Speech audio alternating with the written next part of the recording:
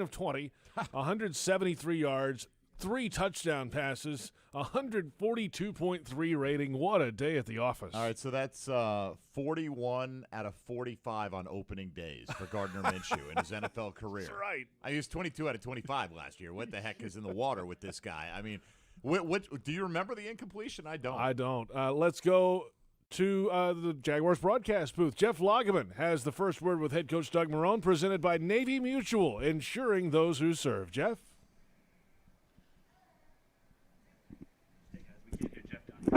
We can't hear Jeff down here.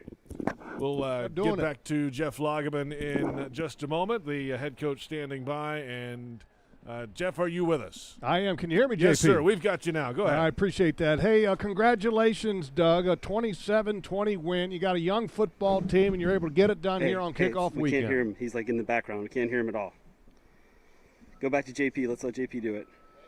We'll get back to Jeff Lageman coming up. Coach, are you with us now? Yes, I am. Hey, Coach, congratulations on a big win. You talked about earlier in the week the adversity, and you thought this team could handle it pretty well. There were some moments in the game they fought throughout the 60 minutes and got the job done today.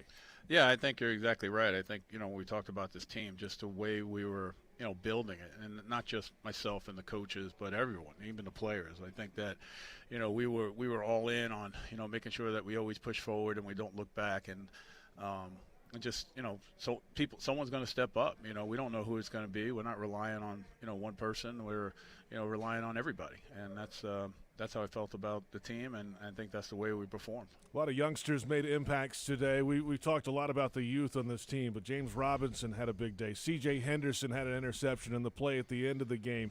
You could go on and on about the youth of the team, but you saw a lot of those guys make big impact plays in this game. Yeah, I think when you look at it, you're going to see a lot of these young guys and doing a lot of things, and some things that don't show up. That we're going to see on the tape, and then there's some things that we're going to correct. And that's what's fun. I mean, the way they approach the week, they don't approach it like rookies where they're trying to figure it out. We did have a little kind of rookie mistake. It's probably it's my fault though. But after warm-ups, usually we send the teams in so we don't get a log jam. At the door for water or fruit or whatever we have out there. Right. And we had a lot of the young guys were standing there while we were punting. They're just kind of looking around like, do we go in? Do we not go in? What do we do? So, that was that. Now looking back, you could laugh about that. Head coach Doug Marrone with us. Gardner Minshew, 19 of 20 passing, 173 yards, 3 touchdowns, 142.3 rating. What a solid day at the office for Gardner, getting it out to the playmakers and making things happen. You're exactly right. I think, at times we were getting that ball out there, and it's not, necessarily, like I said before, we're just kind of going through progressions. We're trying to set things up for people, but if they're not if they're not open, we're able to go to the second read and things of that nature. Indy does a really good job coverage-wise with their leverage and what they want to do and take away things. So, we were able to get some plays, and we were fortunate. Final thought here on the defensive side. In a key moment late in the game there, Todd Wash turns up the heat, putting the pressure on Phillip Rivers, and that kind of shut down the game towards the end there. That was big for this defense. It was. I thought we did we were doing a good job, when it got into the red zone. We gave up the 2 screens, for touchdowns, which, we've got to do a better job of that. But we're able to take the routes and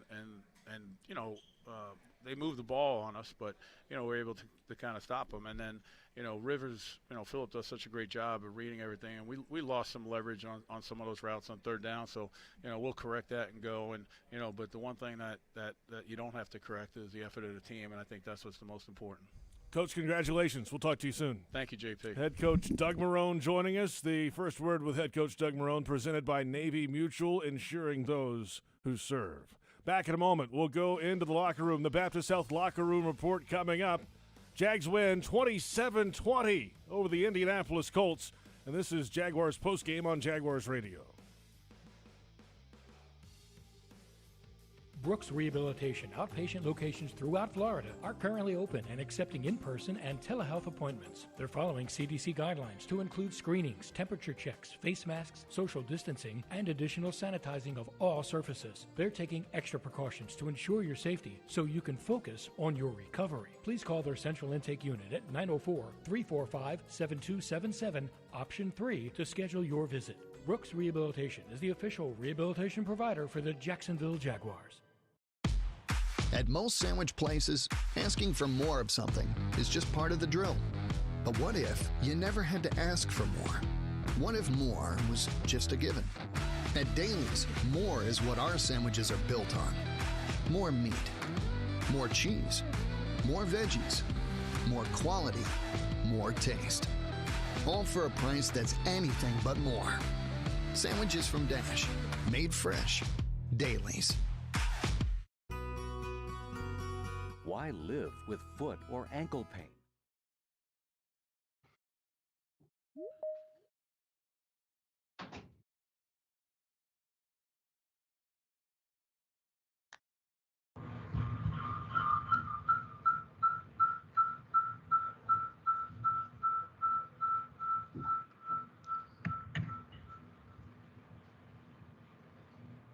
Coach, can you hear me okay? All right, guys, we're going to go ahead and get started. Coach Marrone's going to kick us off with an opening statement, then we'll get into questions. Yeah, obviously, the one thing about this team, well, I'm sure you'll have a lot of questions, and there's a lot of, good performances and a lot of young guys, and but the one thing that, even as the game started and the ebbs and flows of a game, I never really, at least for me, I can't speak for anyone else. I always felt like, hey, we were going to get better as the game went along. We were going to, constantly find someone to make a play for us and keep moving forward. And I think kind of what you saw today in the game is probably the best indication of what this team has done during training camp. I think, this team has been through some things. This team has stuck together. This team relies on each other, for someone to come up with a play, and they continue to keep getting better. And, when you watch the game and you watch the effort, you tip your hats off to Indy. I mean, they were picked to, win the division or one of the best teams in the league. And, they got really good football players. They got good skill. They got good scheme. And, we're able to make some plays. I thought we gave up yardage, but, when it was time to stop them, we stopped them. But, they hit us on the two screens, which were great calls, and they got the blockers out there. And I thought us, we on offense, we took advantage, today of the turnovers, which is the big key, in any game, especially early on. I thought in the beginning of tackling, we missed some tackles, but I thought we, really started cleaning that up as the game went along. We had guys step up. One of our safeties comes out of the game. Andrew goes in there and he comes up with a great play. I mean, really a great play. He's sitting all over it. He sees it. He drives on that ball. A fourth down stop early was a big play. I mean, you're gonna wind up talking about a lot of plays, within the game. But at the end of the day, I was just not worried. I was just thinking to myself, hey, we'll just go on to the next play no matter what happens here, and we'll get something done. Thank you, Coach. And just so everybody knows, we're going to have, following Coach Marrone, we're going to have Gardner, James Robinson, Joe Schobert, and CJ Henderson come down to the podium. But for the first question, we'll go over to Gene Fournette, followed by John Shipley.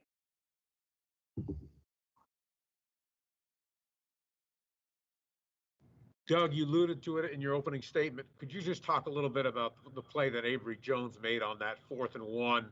That just seemed to flip the whole momentum of the game around. Yeah, he came up big. When I got over, when they came off the field on the sideline, I got the iPad on the side, and I flipped it up right away to see who made the play, and there's Big Abe's sitting in that hole. I'm like, gosh, Abe, what'd you do before that? I mean, there's nobody on you. You better have made that play. He's a guy. He's been solid, and I think this is the point I'm trying to make about this team. If it wasn't Abe, it would have been someone else. It would have been somebody else in there.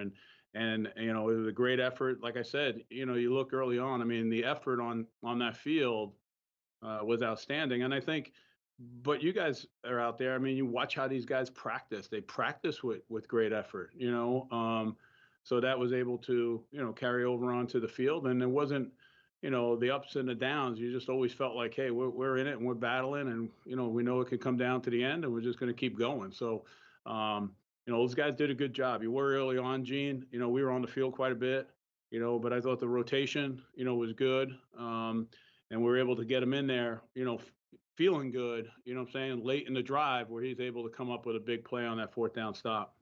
As a follow-up, could you just talk about James Robinson and the job that he did today in his NFL debut? Yeah, I'm probably the toughest guy to talk about James from a standpoint that, you guys know what I've done. I mean, I liked what I saw early on. I went back and watched all this film, and you get people saying, well, hey, listen, on Sunday he was a free agent. It was this, it was that, and I'm thinking, hey, listen, I don't know a lot about all that stuff. Yes, it's all true. All I can tell you is what I see the guy do on the field, and unless he just, for lack of a better term, poops the bed. You know what I'm saying? On when the lights are on, I feel that this guy is going to, be a good football player. And I think I didn't realize the one play though when he jumped up and came through that tackle. I didn't think he had that in him. So I'm not gonna say I saw that in practice. Thank you. You're welcome. All right, thank you, Gene. Let's go over to John Shipley and then Mark Long. Hey, Coach. What can you say about the performance of C.J. Henderson overall, but especially how he came back in the game with just a few minutes left and then made a couple big plays? Yeah, I mean, we've seen that from CJ all along. I mean, he's a guy that, really has great ability and has the ability to make plays and really, be a difference maker. I think, there's probably some technique stuff that will keep going and correct. And that's what's great about CJ. He's constantly wanting to learn. He constantly wants to do, to be a better football player. And we think he's a heck of a player now. So I think, a young player like that, all of a sudden you get out there, you're thrown out there. Not a lot of people are saying things, and you get your first pick in the first game, with +2 in the turnover bracket. That's a lot. I mean, he did a nice job. He broke on the ball, but he's been doing that in camp. So, like the one thing that, if someone said, hey, were you surprised? I'd say no. You know what I'm saying? Because, you can see his footwork, you can see what he does, and you can see how hard he works when he's out there. And, the greatest part about CJ is just really how important it is to him. Thanks, Shipley. Let's go over to Mark Long and then Hayes. Hey, Doug, is it saying too much to say this is kind of the product of revamping the locker room, getting in guys who weren't down there pointing fingers after being down 7-0 or 14-7 or whatnot, and really trying to maybe change some culture and all that? That's probably a better question for the coaches. I'm looking forward with this team. I've always been constantly pushing this team. I've never gone back. I've never said, hey, we've had this problem or this problem, or I didn't like this or I didn't like that. It's just been what's been amazing is, I think a lot of us sometimes we can tend to lose faith in team, just the word team. And, this team, has really instilled that faith for me. And I can only talk about myself, about how they feel about each other, how close I feel to them. I feel, with no disrespect to any other team I've been on, outside of just being a line coach and having your own room, this is the closest I felt to a team, since I've been a head coach. Thank you, Mark. Let's go over to Hayes and then Jamal. Hey, Doug. Why do you think Gardner was able to be so efficient today running the offense for you? What'd you see out of him? Like, what did I see out of him during the week, or I think he's been efficient, for us in camp. I think, when one of the first questions, if you remember, Hayes, when we first came back, hey, what did Gardner work on? What did he need to work on? That was a big question early on, which is normal, that people are going to ask those things. And, we asked for a couple things, hey, listen, we wanted to, better completion percentage. We talked about that. We wanted to be able to score touchdowns when we get in the red zone. We wanted to be able to protect the football. I think, so, just one game in, you can pretty much check all the boxes of all the things that we were looking to improve upon. And, and I'm sure there's some things early on, there might have been some opportunities or things like that. Gardner's, like I said before, I don't know that, that personality that everyone tells me about, which I can see him having a great personality. Yeah, I see more of the accountant. So I see a guy that's gonna, when he's playing and he's out there, he's going, and then, when he's off and he's looking at things, he's like, oh, I got to do this better. I got to do that better. And that's pretty much the way he's been since he's come here, and I don't see him changing. And I think when you have that type of attitude, you continue to do a good job. And then what did you see out of Visca today? I mean, just, kind of everything that we've seen in practice. I don't think, unless that, like I said before, my one statement, poop the bed, just totally freeze, which, does happen. I mean, I'm not going to say it doesn't. D-Rock, aren't I good now? I'm not cursing or anything. That's awesome, isn't it? Yeah. See what the job Tad's done. But, trying to get him touches in the backfield. You can see how strong of a runner he is. But, the one thing I knew when we got the underneath the crossing route caught, he's such a physical guy, a big, strong receiver that, I really felt like, hey, listen, it's going to be hard to tackle this guy going into, the season, because we haven't done any live tackling in that situation. I thought he made a really good play on the sideline with the big gain, that was a tough catch. He turned his body around, caught the ball. So it's good. I think he's a guy that can do a lot of different things. Thank you, Hayes. Let's go over to Jamal and then Demetrius. We got a couple more, and we're going to have Joe Schobert on shortly. Hey, Coach. Offensive line looked like they were opening some holes in the running game. Did a pretty good job of protecting Gardner. Talk to me about those big guys and what you saw from them out there today. Yeah, I think, we put a lot on them. We've been talking about it the whole time. I think, I thought that there were times that we had really good protection. There was 2 breakdowns, Juwan broke down on one, on a good inside move. And then, Houston got around Cam on the one, and we could have done a better job there. I'm talking about coaching wise, to help them out. Jay and I talked about that when the play was over. And, but overall, I thought early on they did a really nice job. I thought, they were opening some holes. They were moving around, on a couple of those plays. You can see that Gardner had time. We knew going in the game, I said it before, we were going to be challenged schematically by what Indy does on defense. They do a really good job with their leverage.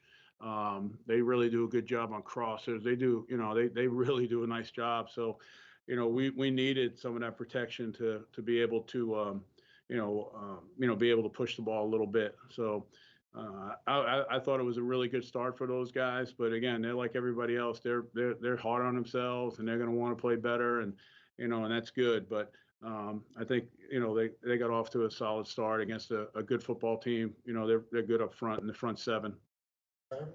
Thanks, Coach. Thanks, Jamal. And then for the final question with Coach, we'll go to Demetrius. Hey, Coach, Miles Jack with his first game at weak side linebacker. How did you feel that he played, and then also the addition of Joe Schobert?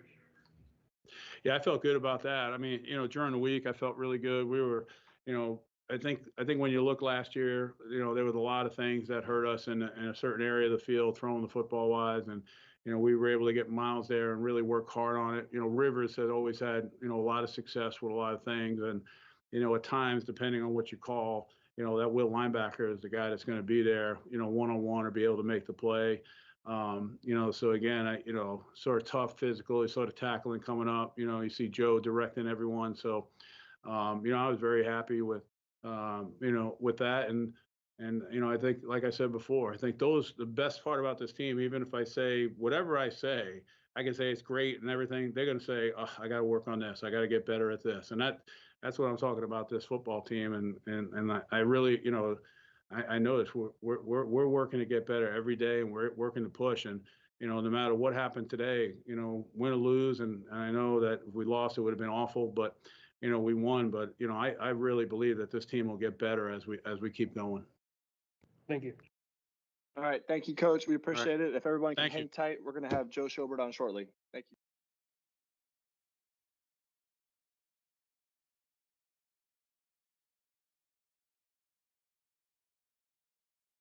Glad the Jags kind of settle in, and all around, man, this is a team victory, and a lot of those young guys really showed. I mean, the whole team is young, but a lot of the really, really young guys showed up in a big way today. The Jaguar Cubs, if you will. Yeah. The youngsters that are here, the rookies on this team. James Robinson, one of those today, 16 carries, 62 yards.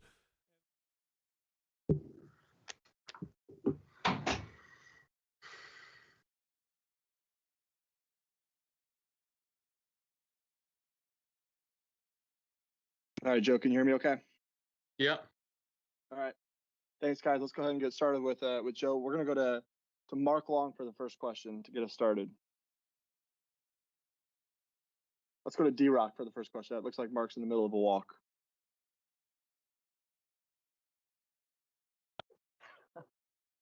Joe, can you talk about how you guys were able to kind of rebound from a rough start, especially, against the run that it looked like they were coming down the field, going up and down the field, and then you guys kind of clamped down on that, especially around there of the goal line? Yeah, I mean, coming into it, you knew it was going to be interesting the first couple of series of the game because it's really our first look at live action since December, for me at least. Like we didn't go live a lot in training camp, trying to protect the bodies, keep everybody healthy. So just kind of getting used to it again. And once we were able to kind of weather the storm, everybody on the defense, I mean, Abe's, Miles, me, everybody's keeping everybody up on the sideline, and we were able to start turning it around, create some momentum, and you could just feel it start changing. Thanks, D-Rock. Let's go over to Gary Smits and then Hayes.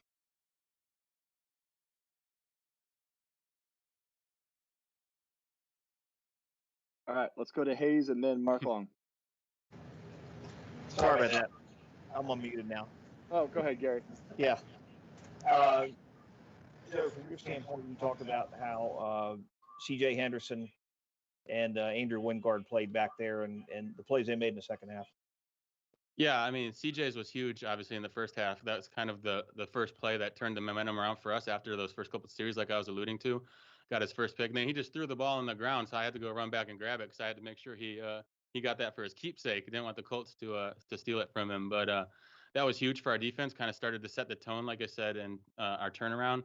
And then Dewey coming in, the NFL is a next man up mentality. You always have to be ready. You always have to be able to go into the game and make the plays when they come your way. And he did a great job of that, obviously, picking off Phillip there in a key, crucial moment for us, allowing our offense to go down and score some points. Thank you. Yeah. Thanks, Smitter.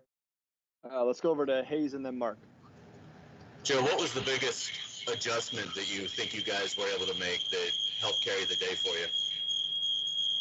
Yeah, I think, well, in terms of just adjustments on defense, I don't think it was anything. It was just settling down, getting used to playing football again in an actual game environment. And then I thought our communication was great all day. There's going to be hiccups. It's first game. There's going to be a lot of unscouted looks. But I think we did a great job as a whole defense in communicating from the front end to the back end on the stuff we practiced and worked on all week. And we were able to chase down the things that we didn't see, like all those 18 screens that they ended up running. Thank you. Let's go Mark and then John Reed. Yeah, Joe. Yeah, Joe, we talked about it before, but all this talk about tanking, did that motivate you guys? Did you use that out there? Did you, because everybody had written you off before you even played a down? Yeah, I mean, when you get on the field, I don't think anybody said anything about it. I mean, you're in a one-track mindset. But it's something in the preseason and going up that when you see your family texts you about, look what this person or this news outlet said, it's something that you can always, or that you always take and put on your shoulder. It just creates a bigger chip, and something that if you can use to work a little bit harder, work a little bit better, a little bit faster, something we can use. And I think Coach Marrone did a great job of kind of not putting a ton of pressure on that kind of stuff that was said, or not, but kind of allowing us to build that chip ourselves, allowing us to kind of get a team first mentality in the locker room. Like the only people that matter are the people in the locker room, and built a good culture about that. And you saw it on the field today. Thank you, Mark. Let's go John Reed, and then we'll finish up with Alex Fleming. How you doing, Joe? Can you just talk about just how big of a momentum builder this is? I mean, I know you got to go to Tennessee next week, but just starting off right. I mean, I know what's something that Mark said about that question about the tanking, but how big was it for this football team, and not just the defense, just to get off to a good start of the season and build from that? I mean, it's huge. Just for me personally, it's the first time I've been 1-0 in an NFL season in my career. And it just makes that whole offseason workload feel worth it when you come out and you're able to come out on the field, get a win. The stuff that you put in the offseason, if you feel like it's worth it because you're able to have this feeling after the game. And it's huge and it's great for us as a team. And we just got to build on it next week, another divisional opponent. So it's a really important game. So we just got to take it for the next step. Thanks, John. And for Joe's final question, we'll go over to Alex Fleming. How you doing, Joe? I'm good. Hey, in the first half, they were gashing you on big plays, 19, 18, 19. And then in the second half, they got a little bit more conservative, and you started to pick up Phil Rivers. What did you and your defense start talking about to start ratcheting up the defense and putting a hurt on Jonathan Taylor and them boys?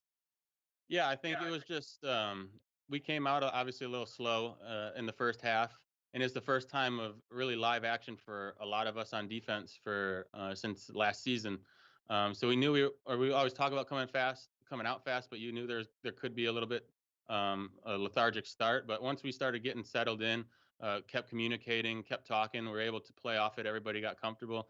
We were able to start knocking out the run and then make Phillip Rivers try to beat us. And obviously CJ, Dewey, even Kayvon, though it got called back, made him pay. And those were huge momentum swings for us and our team. Offense was able to take the ball down and score. And it just, when the momentum's up, it's a lot easier to play football. All right. Thank you, Joe. Appreciate it. Yeah, you got it. Appreciate it, guys. We'll have Gardner on shortly if everyone could just hang tight.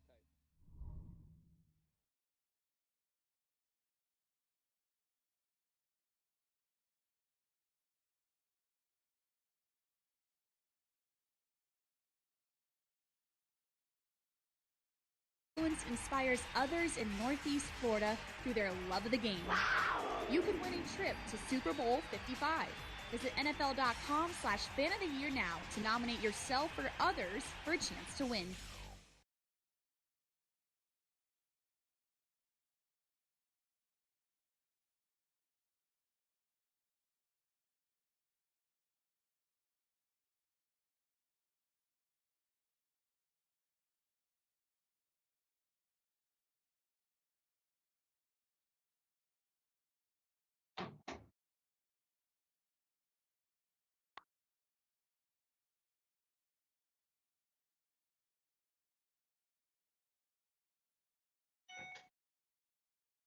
Well, as you can tell, it is not Gardner Minshew in the chair, but we have James Robinson here. We're going to go ahead and get started. We'll come to Hayes for the first question, then go to John Reed.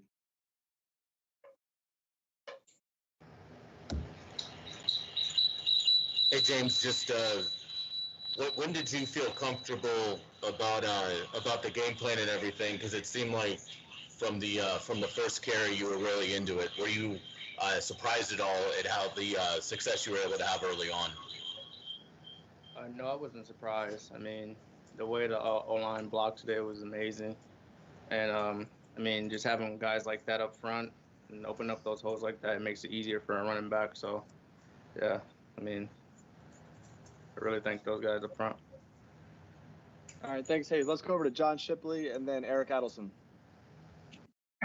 James, that hurdle you had later in the game, have you ever done anything like that in a game before? Yeah, I have.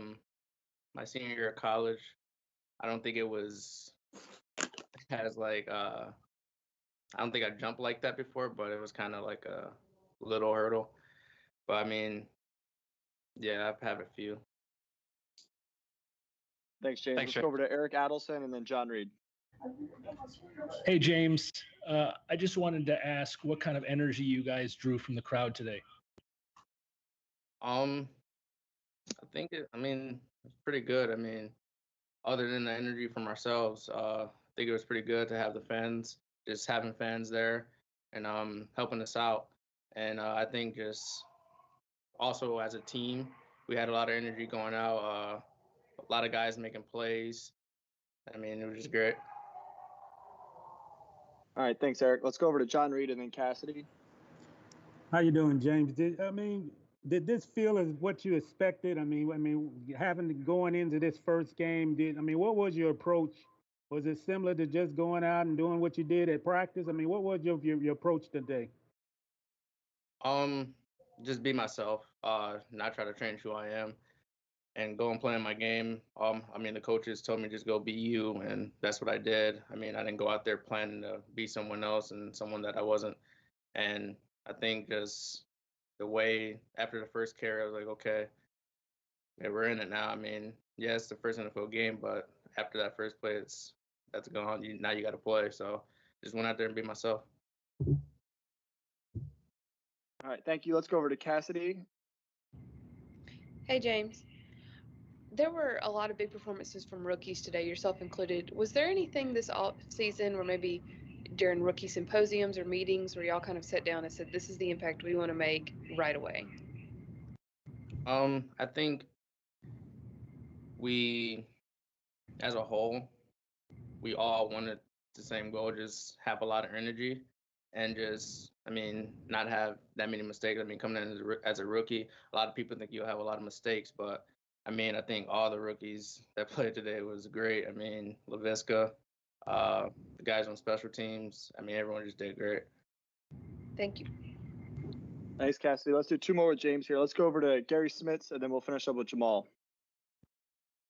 Yeah, James, short of actually getting in the end zone, was this as good as you a debut as you could have hoped for? Was this exceed any dreams you might have had when you were a kid about playing in the NFL and playing in your first game? I mean, yeah, I mean, just honestly, just being out there, first NFL game as a rookie, undrafted. I mean, it felt amazing, but I also just wanted to help my team win any way I could. And I mean, obviously, scoring would have been great, but I mean, the plays that I think I made helped my teammates out. Even the receivers told me making it easier for us. So, I mean, it was great. Thank you. Thanks, Better. Let's go over to Jamal for the final one with James.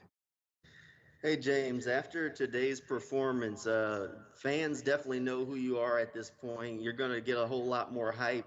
Train start kind of rolling. You're going to have people picking you up on fantasy football teams, fans, wanting James Robinson to have the ball. Are you ready for this hype train that's coming? I mean, hype is hype. You still have to go out there and play James, I football. already picked you. Oh, good. I picked you for the season, just so you know. When everybody else is on you, I was already there. Good. That's my guy. Smart. Well, yeah, I mean, hype is hype. You still got to go out there and play football. But, I mean, I don't control anyone's fantasy or anything, so pick me up. You don't. But so your choice.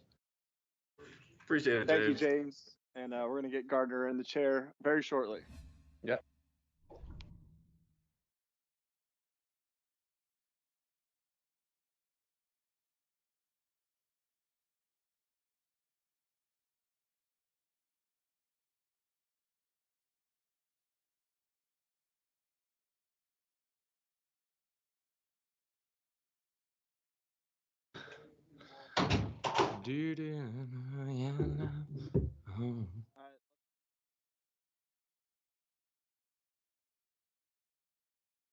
Hey, Gardner.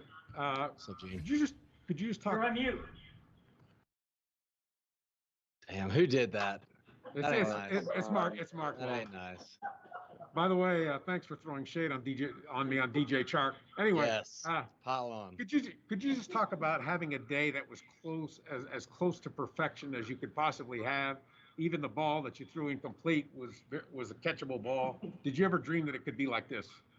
Man, I'm just super grateful. Like, my mindset today was just play one play at a time.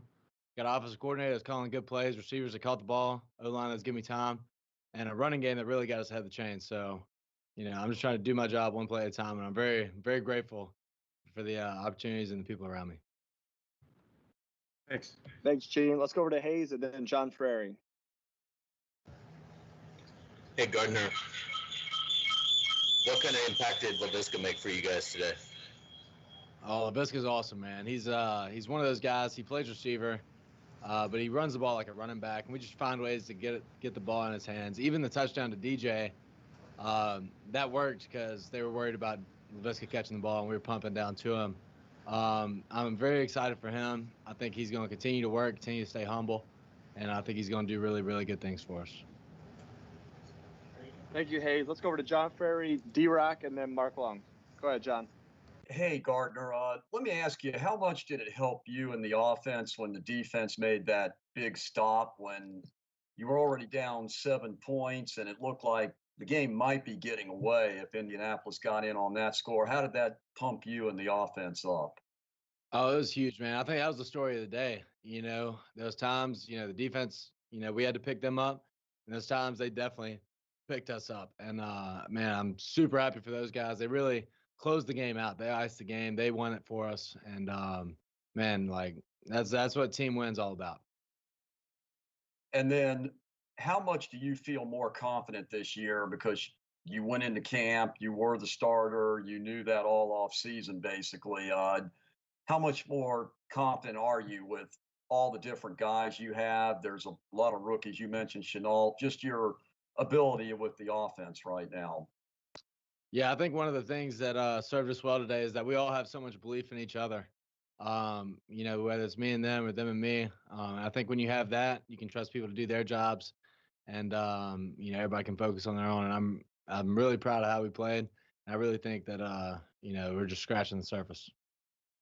Thanks a lot. Thank you, John. Let's go over to D-Rock and then to Mark Long. Hey, Gardner, how important is a young team like this getting confidence and getting a boost from playing really, really well in an opener? Oh, it's huge. I think, until you actually do it, there's a part of it you kind of got to prove it to yourself. And I think we had a lot of rookies and, first, second-year players really step up and make huge plays for us today. And I think, when they're playing with confidence, you love a young team that plays with confidence. And they got the energy, they got the swag about them. And I'm very excited, our young guys really stepped up and made some huge plays for us today.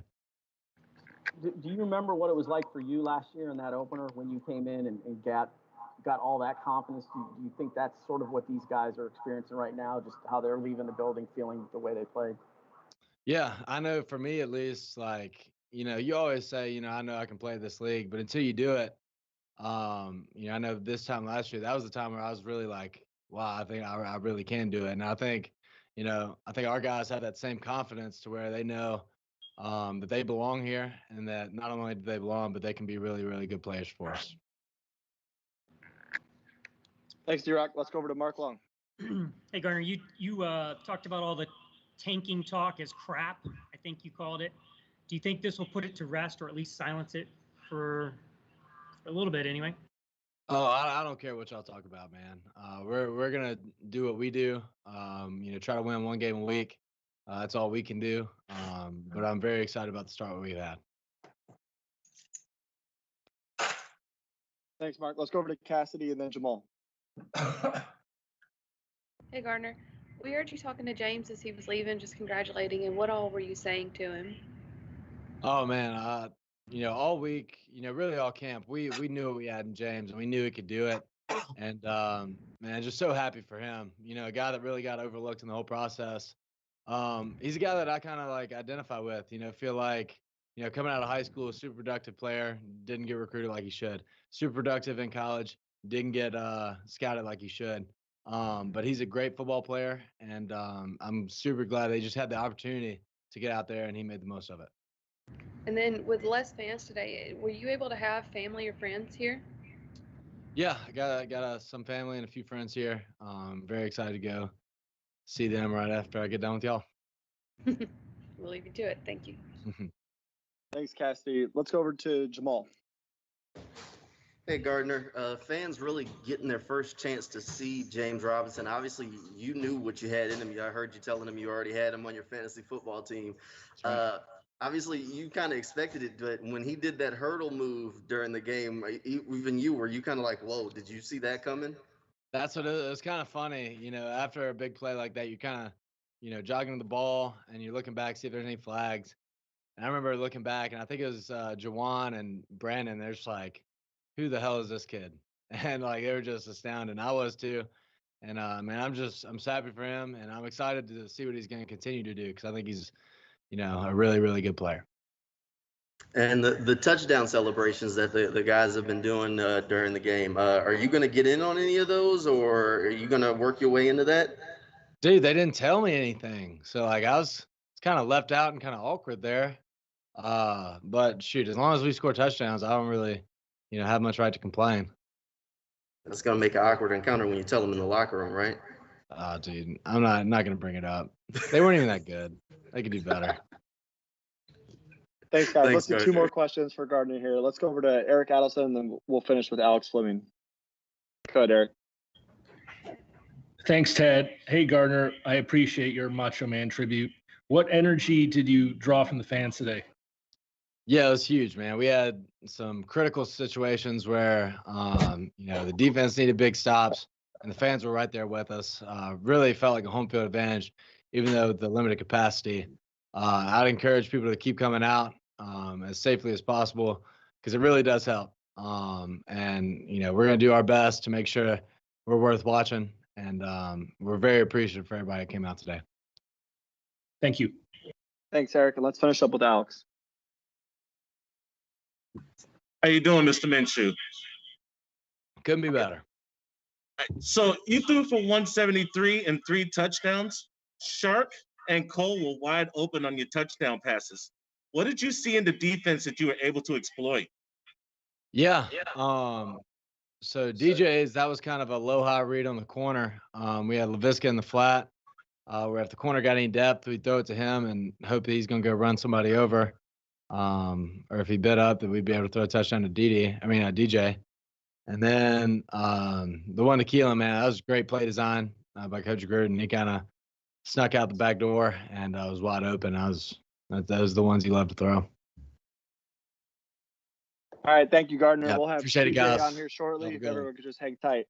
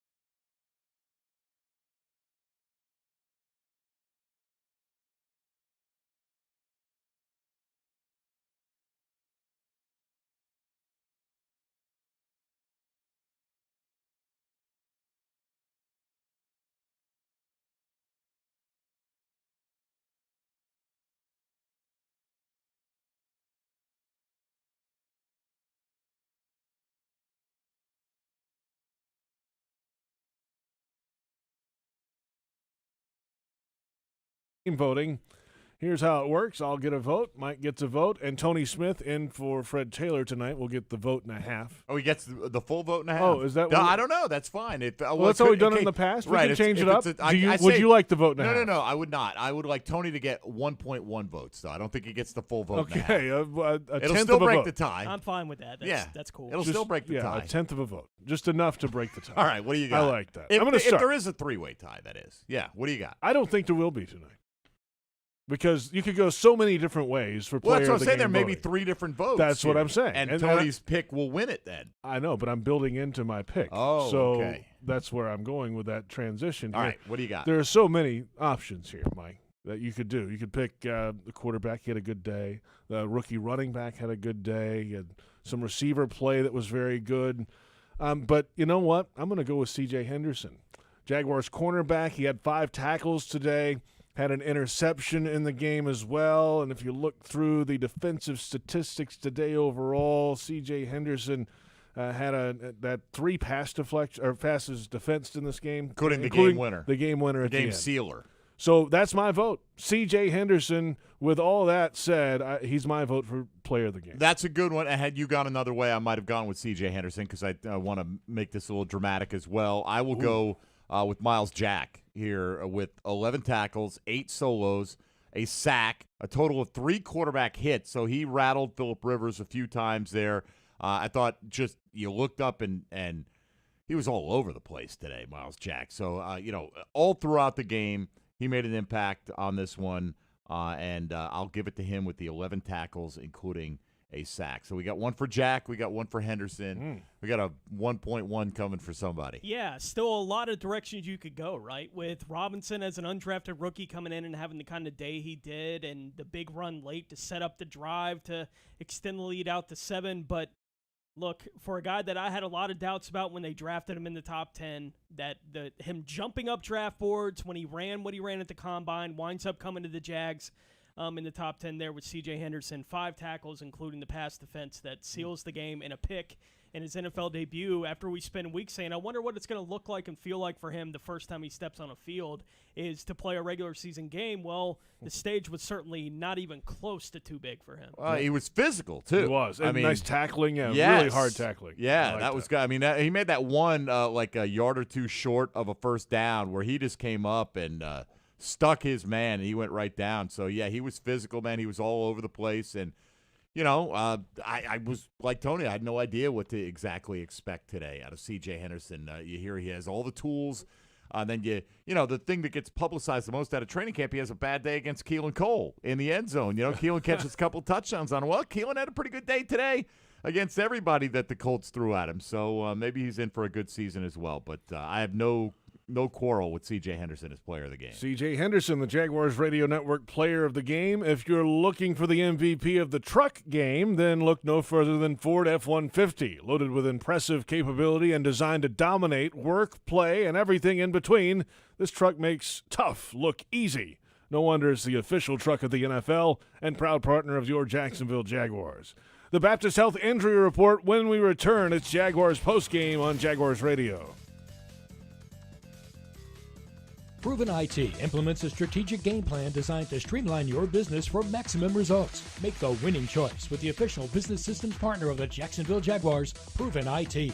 Proven IT's technology experts use a customized approach to understand how to design, implement, and monitor solutions that optimize your business. Proven IT provides managed network services, document management solutions, office technology, voice and data solutions, and more. Visit ProvenIT.com to see how they can streamline your business. Proven IT, transforming workplace productivity.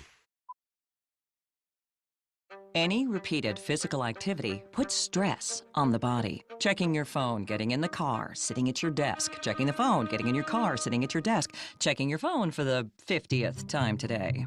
If you do anything with regularity, you should get massaged with regularity. Massage Envy. Keep your body working. Regular body work makes the body work with massage, skincare, and stretch. Come in today for more information or visit massageenvy.com for more details. Listen up, sports bettors. Football, basketball, and baseball are all back. And that means it's time to get down your bets. BetUS is the pioneer in online betting with more than 25 years in the biz. You need a sports book with integrity and longevity, and you need to know you're going to get paid. Call today, 1-800-MY-BET-US, and they'll walk you through getting started. Nobody in the industry gives bigger bonuses than BetUS. Join now and you can get up to 150% in bonuses on your first deposit. Call 1-800-MY-BET-US or go to betus.com. Jaguars fans, here's a great way to pay with pride wherever you go.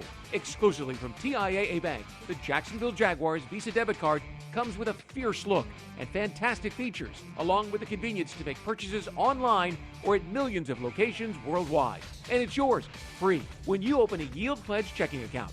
Order yours today. Visit TIAABank.com/JagsCard. TIAA Bank is a division of TIAA, FSB, member FDIC, and the official bank of the Jacksonville Jaguars. Why live with foot or ankle pain? If you have persistent pain, numbness, tingling, burning pain on the bottom of your foot, or swelling that doesn't improve with home treatment, it may be time to see Jacksonville Orthopedic Institute. Our foot and ankle specialists have innovative new options to help you get back in the swing of things without persistent pain that slows you down. Call JOI 2000 or go to joionline.net for an appointment. Dreamfinders Homes has a simple commitment to their home buyers. Deliver unsurpassed quality, uncompromising value, and an extraordinary level of customization you simply won't find with other home builders. With over 40 communities to choose from, you'll find a location you love and the home of your dreams. Dreamfinders has townhomes, single-family homes, and custom estate homes starting from the high 100s and a wide selection of move-in ready homes. Quality, value, customization. That's the Dreamfinders difference. Call 904-738-0165 or online at dreamfindershomes.com. Dreamfinders Homes, the official home builder of the Jacksonville Jaguars. Prices subject to change without notice. Equal housing opportunity.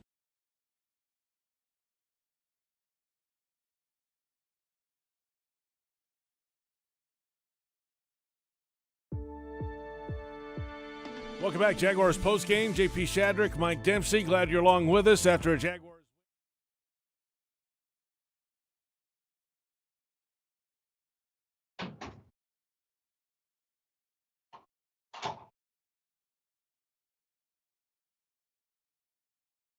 All right, guys, we'll go ahead and get started with CJ here. Let's go to Gary Smits and then Demetrius for the first two questions.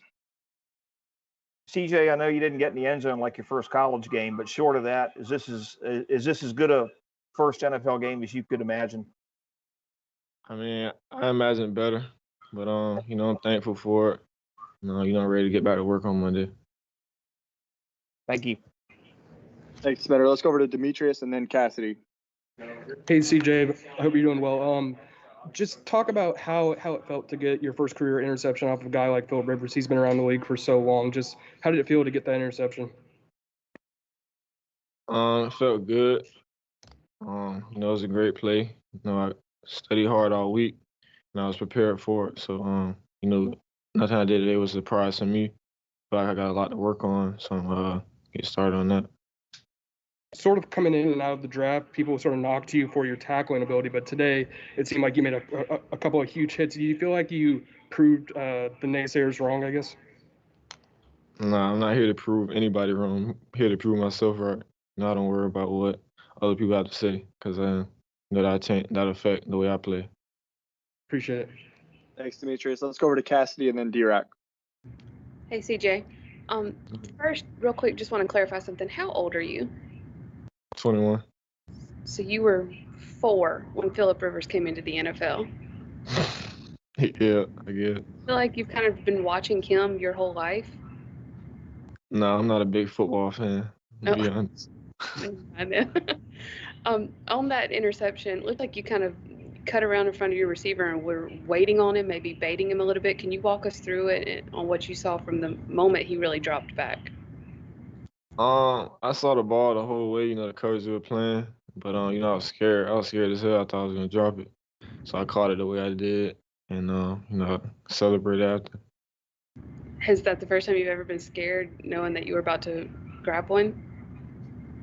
No, I wasn't scared. I was excited, like, wow, this is too good to be true. That type. It wasn't like scared, like nervous. Okay, so a good scared. Yeah. Did you think you were about to house it? Yeah, I thought so, but I'm gonna tell Josh them they better block next time. Thank All right, thanks, Cassidy. Let's go over to D-Rock and then over to John Reed. CJ, you said you imagined better. So I'm just curious, what did you imagine? I mean, if I tell you, I probably won't. It won't happen. So I'm gonna keep working and I'm just keep working. But is there a part of you that sits there when you leave here today and goes, you know what, that's a pretty darn good day for a first start in the NFL for a rookie? Yeah, I'm gonna have to go home to all my family and stuff, and a whole bunch of messages. But I'm gonna try to block it out and get ready for the next week, 'cause I got to do it again. Thanks, D-Rock. Let's do 2 more questions for CJ. Let's go John Reed and then John Shipley. How you doing, CJ? And can you talk about the play at the end when you came back from the concussion, protocol or whatever was going on, and make a play like that? And also, can you just talk about the way the rookies? I mean, you guys had a breakout day, and just it seemed like you guys were just undaunted. Like, it just didn't seem any different than what you do at practice today. Yeah, I don't think it was a breakout day. I think all the guys just performed, how we expected to. We believe in each other, and that's all that matters here. What about the pass breakup at the end of the game? Mm-hmm. I was expecting the ball to come to me. It was probably like a one-high defense, so I was against T.Y., the best receiver, so I expected the ball to come to me. Thank you.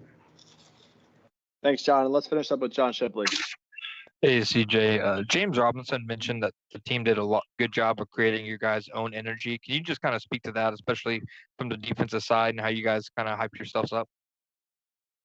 Yeah, all the guys here love playing football. That's the biggest thing. That's what helps us get by every day. It's long seasons, and you get through that by being happy with everyone you see in the building every day. So, everybody in the locker room we have each other back regardless of what the outcome is. So that allows everyone to play to their highest potential, I think. Thanks, CJ. Mm-hmm. All right, thank you, CJ, and we appreciate everybody. We'll be sending out the video and audio link shortly. We'll see you guys at 1:30 tomorrow for Coach Marrone. Quite the load, but I thought they did a pretty good job on Jonathan Taylor. actually running the ball. It was the receiving out of the backfield that really hurt him the most today. Henry's not that impactful. I think he had 18 catches on the entire season last year, so not that impactful in that aspect of the game. So, look, they're going to go in regardless, JP, with a ton of confidence now and kind of an us-against-the-world mentality. And why shouldn't they? I mean, very impressive win for them today against a team that many are picking to win the AFC South in the Indianapolis Colts. All right, I mean, yeah, because they went out and put a first-round draft pick out there to get DeForest Buckner on the defensive line. Right. And they pay Phillip Rivers a one-year deal to come in to kind of cap off an offense that was running the ball well anyway. And 2 high second-round picks they Yes. added to their offense as well. Yes. They've got arguably the best offensive line in the league, so a lot going for them, but except the scoreboard. Scoreboard, Jags win 27-20, the final score. For those on our flagship station, 1010XL in Jacksonville, stick around. The Scoreboard Show is next, and NFL Network analyst Bucky Brooks will join us with your phone calls as well. Senior VP of Communications is Dan Edwards. VP of Production is Patrick Cavanaugh. Executive Producer Dave DeCandis. Manager of Radio is Joe Fortunato. Tony Smith and Linda Fortunato are our producers. Brent Reber, Trent Padilla, Max Hockman all produce the shows for Jaguars.com. For Jeff Lageman, Mike Dempsey, and our entire crew, this is JP Shadrick saying good night. Final score, Jaguars 27, Colts 20 on the Jaguars Radio Network.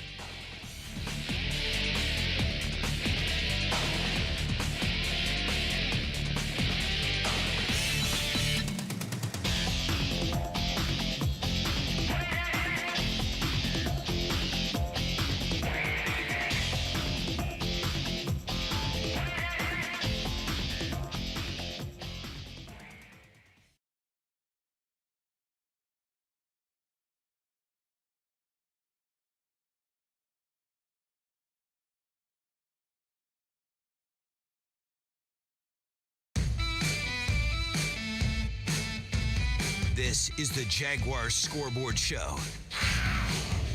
This is your chance, Jaguars fans, to sound off about today's game. The Jaguars Scoreboard Show is brought to you by Baptist Health, Farah and Farah, Geico, and by TIAA Bank. The Jaguars Scoreboard Show starts right now. Welcome into the Scoreboard Show, and what a scoreboard it is. Scoreboard! Jags win 27-20 over the Indianapolis Colts. JP Shadrick, Mike Dempsey, Bucky Brooks is coming up, NFL Network analyst, former Jaguar. The Jags get it done. Welcome into the Hanania Subaru of Orange Park studio. The Jaguars' offense was balanced today. They didn't put a bunch of yardage on the board today. They didn't have to. They had a couple of short fields because the defense had 2 big takeaways today to shorten those fields, and 10 points off those 2 turnovers was a key point in this game. The Jags overcame a little bit of a uneasy first quarter.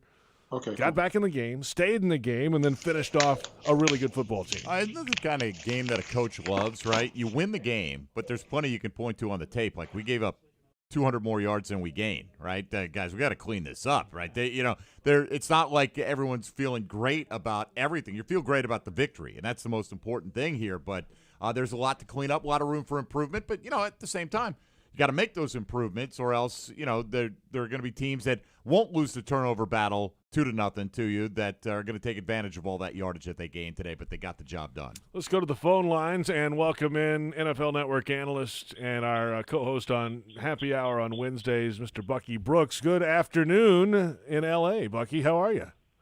I'm good, JP. How's everything? Well, it's pretty darn good over here after a 27-20 win, I'd say. What were your overall thoughts about the Jaguars' win today? It seemed like an overall team-type victory. A lot of things happened the right way.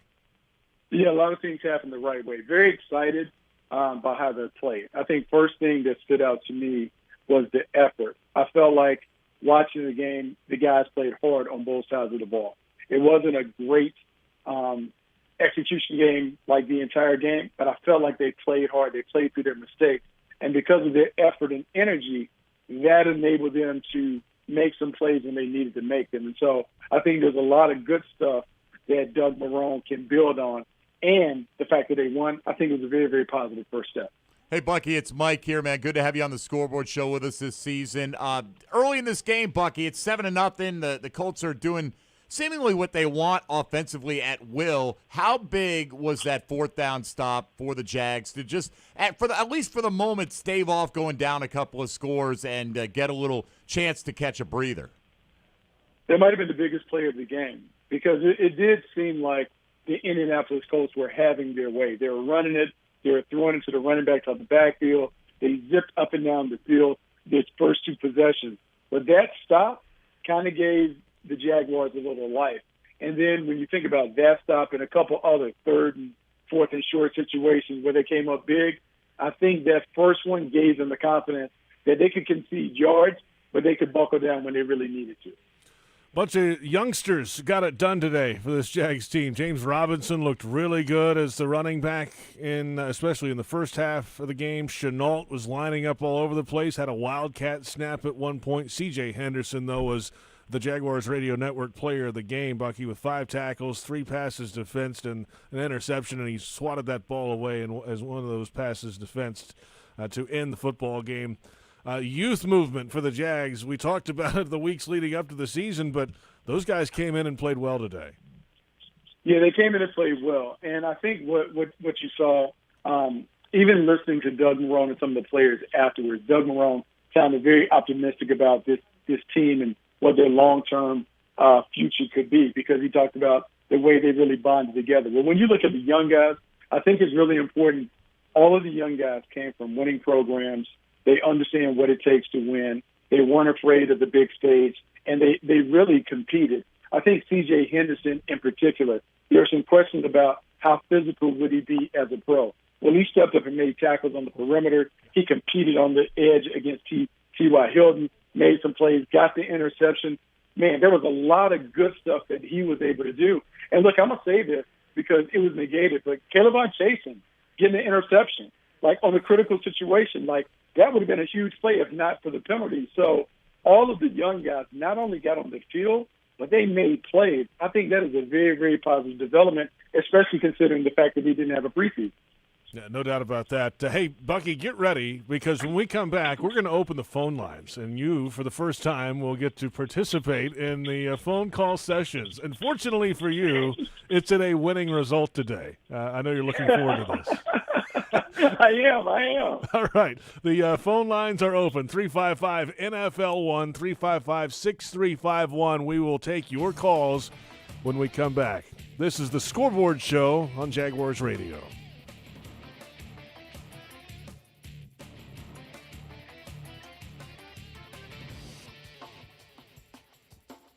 Slot right, blue 42, hot.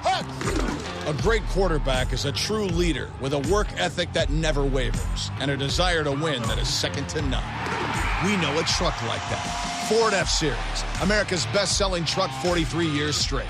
With impressive towing and payload, Ford F-150 makes tough jobs look easy. Visit your local Ford dealer for great offers on F-150, official truck of the NFL. Based on 1977 to 2019 calendar year total sales. If something's been hurting, aching, or bothering you, don't ignore it any longer. It's time to take care of your health again. It's time to make an appointment with a Baptist Health primary care doctor or specialist. Call 904-202-4U to schedule a virtual visit or see a doctor in person at a Baptist Health location. The time for better health is here. Call 904-202-4YOU or visit getbetterjacks.com. Some things make a house your home. Like endless hot water that makes the tranquility from an everyday shower your thing. When heating water with natural gas, you have hot water when you need it, save money, and earn a rebate up to $675. Your home. Our safe, reliable, efficient energy. Love natural gas. Find rebate details at peoplesgas.com. Headquartered right here in Jacksonville, the CSI Companies is one of the fastest-growing staffing firms in the nation. As a proud partner of your Jacksonville Jaguars, CSI knows how important it is to find the right people for your team. See why some of Jacksonville's top companies choose CSI for their staffing needs. Visit thecsicompanies.com or call 800-582-0828 today. That's 800-582-0828 for the CSI Companies. Bold statement. Saving money with Geico is almost better than watching football. Think about it. When you're watching the game, yelling at the quarterback to throw the ball, throw it, Williams is wide open, why are you doing this to me? Use that rocket arm, come on! They don't listen to you. But if you went into a Geico office and yelled, someone please help me save some money on car insurance, everyone would hop to it. Except the intern, because it's his first day and he doesn't even have a computer yet. See? Better. Switch and save with Geico. It's almost better than sports. Brooks Rehabilitation outpatient locations throughout Florida are currently open and accepting in-person and telehealth appointments. They're following CDC guidelines to include screenings, temperature checks, face masks, social distancing, and additional sanitizing of all surfaces. They're taking extra precautions to ensure your safety so you can focus on your recovery. Please call their central intake unit at 904-345-7277, option 3, to schedule your visit. Brooks Rehabilitation is the official rehabilitation provider for the Jacksonville Jaguars.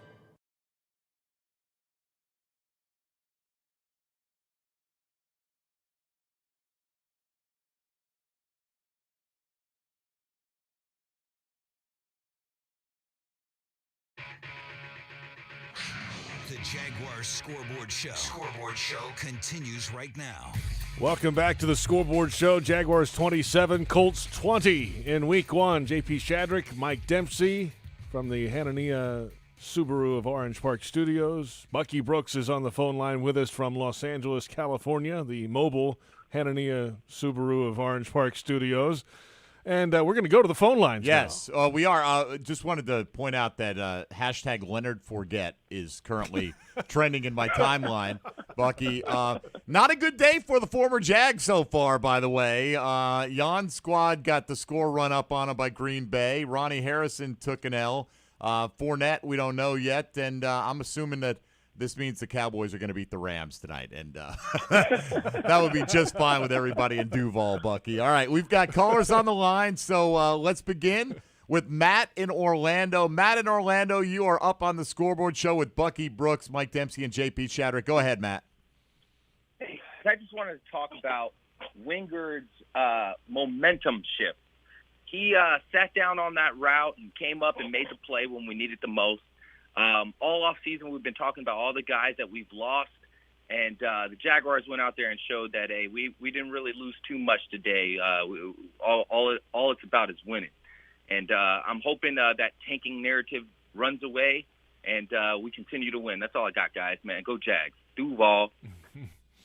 Yeah, Bucky. How about Wingard's play today towards the end of the game? Who get that interception, and the Jags cashed it in with a field goal there to make it a touchdown game. Great anticipation and instincts. Doug Marrone talked about it in the presser. He talked about Wingard being a backup guy, coming in, seeing the route, and just going for it. And look, they were running the deep crossing route. The guy came in his area. He jumped it and made the play. And I think that's the thing that's really, really impressive. When you have young guys go in and they know exactly what's going on and they're not afraid to pull the trigger when they had the chance, that was a great play by Wingard. It did change the game and really changed the momentum of the game and gave them opportunities to go ahead and win the game. Yeah, can't dispute that. And, like Bucky said, it's not – there's ones that come right to you, and they're nice. But when you go in there and you break on the ball and you make the play on a contested catch situation like he did, and in that moment, that was a huge play for the Jags, able to get it out to a 7-point lead with the Lambeau field goal. Thank you, Matt in Orlando. We'll head to Mandarin next up. Dave in Mandarin, you're next up here on the Scoreboard Show. Go ahead, Dave. Hey, how y'all doing, man? Doing awesome. Great. I'm doing good as well, man. Thanks for taking my call. Long-time Jag fan since the inaugural days, but they really surprised me today. I thought the Colts were going to clean our clock, and good balance on both sides of the ball. Minshew looked really good, offense and defense. But as a disabled veteran, what really turned me off at the beginning of the game when they sang the national anthem, all the film was showing were the Colts, and then they said the Jaguars didn't even come out for the national anthem. So I got a little bit turned off from that, but all in all, I really enjoyed the game. I appreciate you taking my call. No, thank you for the call. Hey, Bucky, this kind of thing is going to happen around the league some. That's just the nature of the times we're in right now. But the Jaguars did make that move today to stay inside for the anthem. Not the only team in the league to do this, though. Yeah, it's funny, right? So it's a no-win situation for the Jaguars because if you come out and if you do or you don't demonstrate or protest or whatever it is you want to call the action, you can get talked about. If you stay in the locker room and try to avoid being part of the fodder, you still get criticized. I think the teams that are electing to stay in the locker room, they're really trying to take themselves out of the conversation and really trying to put the focus on the field. But it doesn't really matter in this climate. Everyone has an opinion on how those things should be handled. I commend the Jaguars for just trying to be focused on the game, and they'll deal with the other stuff when they have to deal with the other stuff. Yeah, you're right, Bucky. Everyone is entitled to their opinion. What did you make of the fact that it appeared that when the Colts were on the sideline, their head coach, Frank Reich, took a knee, and he was literally the only one who took a knee? That seemed kind of odd to me. Well, I mean, look, I think here's the thing, and here's the thing that has happened with the protests, whatever. Like, everyone is keeping score on who's doing what, who's standing up, who has a fist up, who's kneeling. And I think what some people would like to do is they would like the actions and the deeds to matter more than some of the demonstrations. And so it's kind of a tiring conversation when you're having to answer to fans and the others, and people are keeping all of track of what's going on.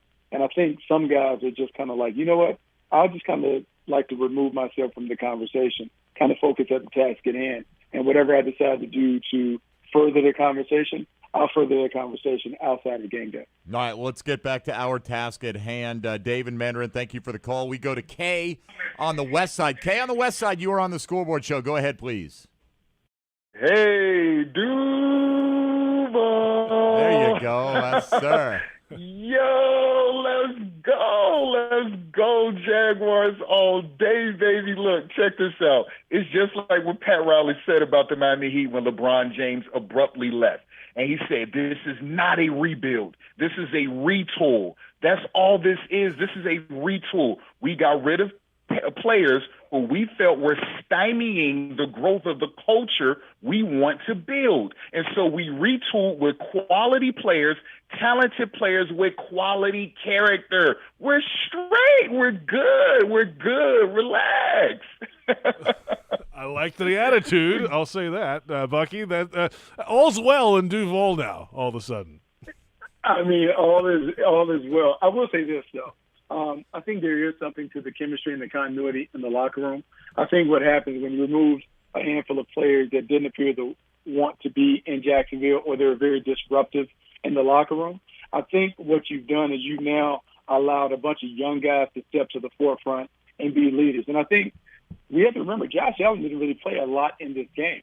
So you got a chance to see some of the other guys that are rarely talked about step up and take on leadership roles and be very productive players. I think the other thing that stood out, we had talked about this, JP, Joe Schobert coming in and playing middle linebacker, freed up Miles Jack to play weak side linebacker. Sure did. This is the Miles Jack that I remember seeing at UCLA and very early in Jacksonville. He was all over the place. He was making plays. And because he doesn't have maybe as many responsibilities on him, he is able to be the premier player that we thought that he could be.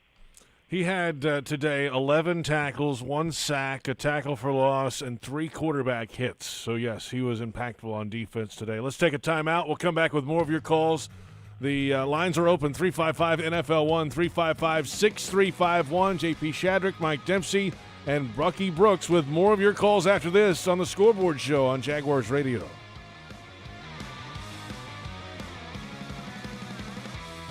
At Tropical Smoothie Cafe, one taste and you're hitting refresh now, palm tree swaying now, letting loose now, busting a move now, cranking up the beats now, hands in the air now, feeling free now. You're on Tropic time now. And right now at Tropical Smoothie Cafe, try our watermelon mojito and guava margarita smoothies. And you're tasting fruity now, sipping sunshine now, toasting summer now. You're on Tropic time now at Tropical Smoothie Cafe.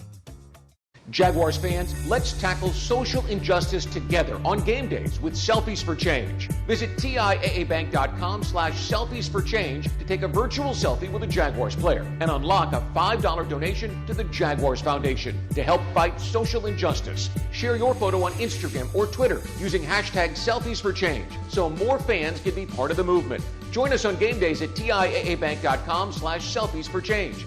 TIAA Bank is the official bank of the Jacksonville Jaguars. Oi. Bonjour. Xin chào. Добрый день. كيف فينا نساعدكم? ¿Cómo te podemos ayudar? If you have an accident, the last thing you should have to worry about is a language barrier. That's why at Farah & Farah, we have a team as diverse as our clients. So no matter what language you speak, we'll fight for your voice. Farah & Farah, here for you. نحن هون للكل. Ici pour vous. Aquí para todos. Here for all. Jacksonville. Storm season is here, and JEA is doing everything possible to prepare. We've invested millions in hardening our electric, water, and sewer systems to make them more resistant to extreme weather. By updating your contact information and signing up for alerts, you'll also be better prepared if a storm hits. And in the event we need to restore your power, we can keep you up to date on our efforts and get you back to normal sooner. Update your contact info today at JEA.com. JEA, building a more prepared community. At most sandwich places, asking for more of something is just part of the drill. But what if you never had to ask for more? What if more was just a given? At Daly's, more is what our sandwiches are built on. More meat, more cheese, more veggies, more quality, more taste. All for a price that's anything but more. Sandwiches from Dash, made fresh.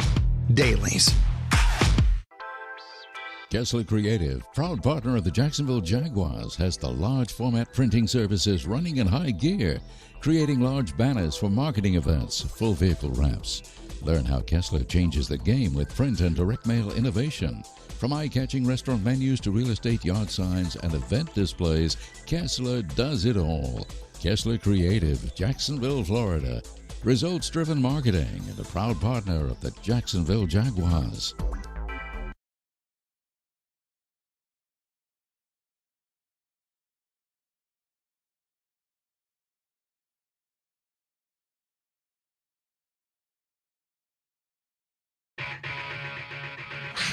The Jaguars Scoreboard Show continues right now.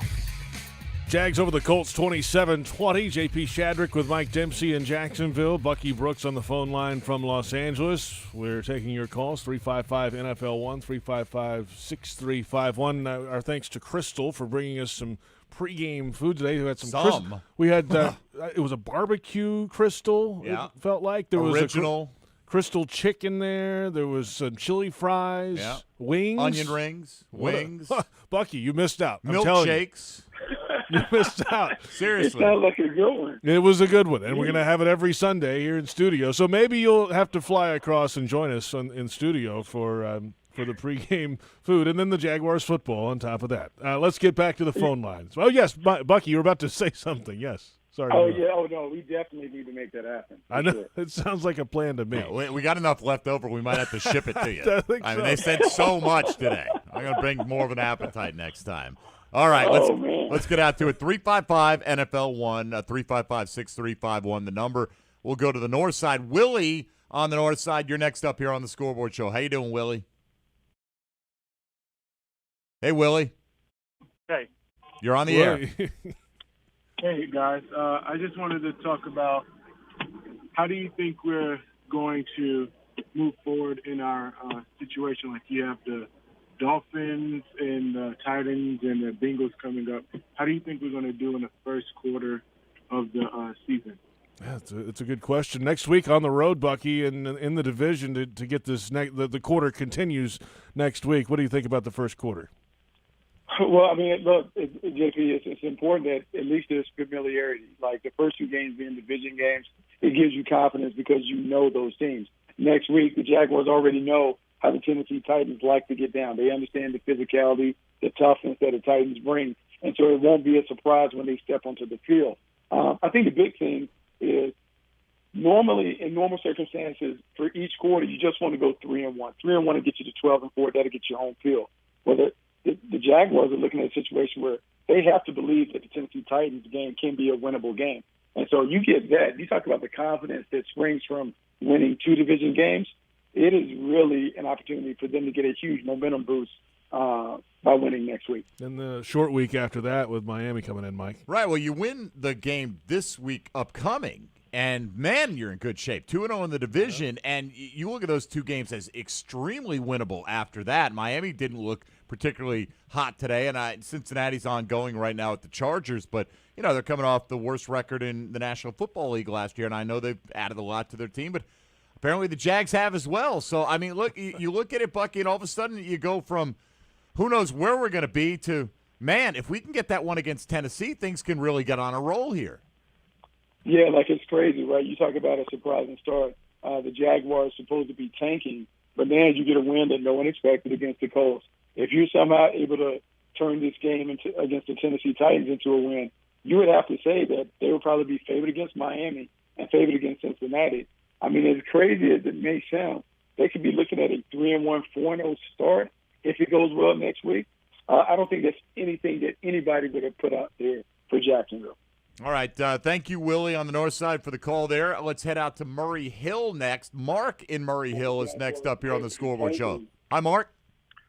Hey, guys. I just wanted to say, people could say a lot of things about the Jaguars. Their win-loss percentage isn't so great. Their lack of playoff appearances as a franchise, so on and so forth. But one thing that you can say about the Jaguars is that they have ended the careers of 3 Hall of Fame quarterbacks now. First, there was Dan Marino in the famous 52-7 or whatever it was game way back when. Then it was Roethlisberger getting picked, 4 times or 5 times, and then coming out next week and saying he was going to retire. Remember that? Yes. Guy's never been the same since then. And then now, finally, Phillip Rivers, who threw 3 picks to rookies. So this will be, I'm telling you right now, Jacoby Brissett, week 2, is the starting quarterback for the Indianapolis Colts. And the Jaguars have ended the career of yet another Hall of Fame quarterback. Boom! Add him to the list. I'm glad he's happy. I've got all the money in my bank account that Jacoby Brissett is not next week's starting quarterback for the Indianapolis Colts. All of it. Every penny on that one. So just throw him that. And look, Bucky, they're riding high, and I don't blame them right now. But what do you make of Phillip Rivers' performance today? 360 yards through the air, but those interceptions that plagued him last year have carried over. Hey, it's been a big part of his career. He is a guy that turns the ball over. One of the frustrations with the Chargers and Phillip Rivers stemmed from his lack of ball security, the turnovers. They were 2-7 last year in one-score games, and a lot of that is due to Phillip Rivers just turning the ball over.